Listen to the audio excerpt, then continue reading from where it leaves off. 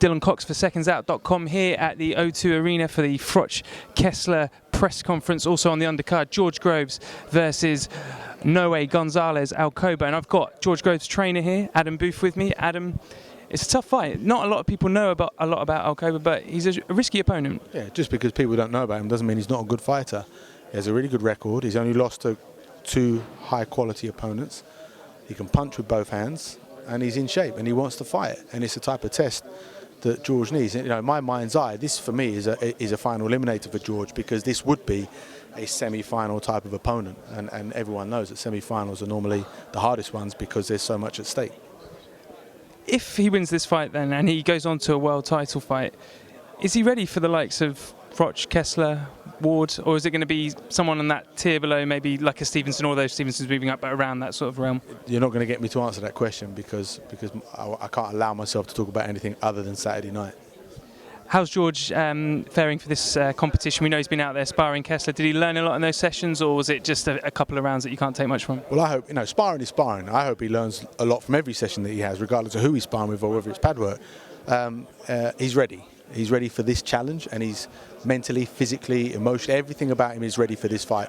I know it's a dangerous fight, but I know that George is ready, and these are the fights you have to take if you want to be the best in the world.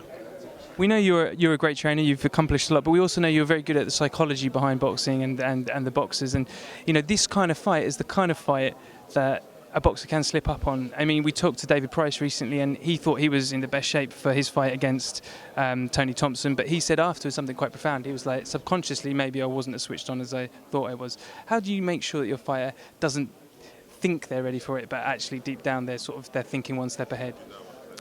You've got to keep them focused every day in the gym, and if sometimes if a fighter's mind is wandering off to what might be in future, you put something in front of them that's going to get their attention, like sparring with Mikhail Kessler or somebody like that, and that's how you keep them focused. You keep them focused by challenging them in the gym every day, so they don't have anything else to think about other than what's right in front of them. And George will realise today as well that Alcoba's here and he's ready, and you can see the veins sticking out in his forearm, so you can see he's in shape. You can see he's pumped, and George knows that he's got someone that's going to be there, and he's got someone that's going to be trying to hurt him. So. That's the sort of level of detail I'm talking about. You saw the veins throbbing his hands. That's the kind of detail you go into as a coach. When George was out in Denmark sparring Kessler, Cleverly was over there as well. Did them two spar at all between George and Nathan? No, because Nathan, I think, was coming off the back of a fight anyway, and he was just there to get some experience with Mikhail Kessler. George and Nathan have sparred plenty of times in the past, but George was just there just to spar Kessler and then get back to the UK pretty quickly to finish off his training. Andy Lee fought recently, had a very quick win out there in the States. You weren't able to be there. What's the plans for Andy's sort of next few fights? Well, he's getting married now, so he's going to have a next month off, and then really it's about Lou DiBella, having a chat with Lou DiBella and coming up with the right opponent that's going to keep progressing Andy with the things that we're working on and get him into a position where he can challenge. If it's not going to be against someone of interest in Britain, but Andy still has a desire to want to achieve something, and so I'm happy to be working with him. When you first started out in boxing with David all those years ago, there was a sort of a different landscape then to boxing, but now you've got a lot of younger promoters, Eddie Hearn, you've got the likes of Sauerland, you've got Golden Boy in the States have really come to prominence over there.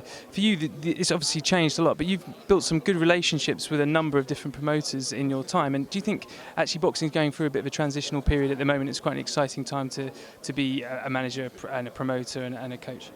I don't know. I mean, things always change, generations change, and what is here today won't be here tomorrow, and it's just part of. If you look at the history of boxing, you look at promoters that had a strong foothold.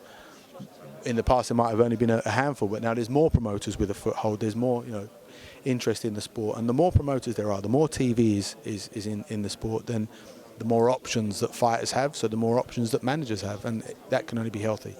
Last question, obviously, about David Haye. How's the hand healing up, and any news on when he'll be back in action and who he might be fighting? Well, no, we're still Mambo Cha. We've postponed that one.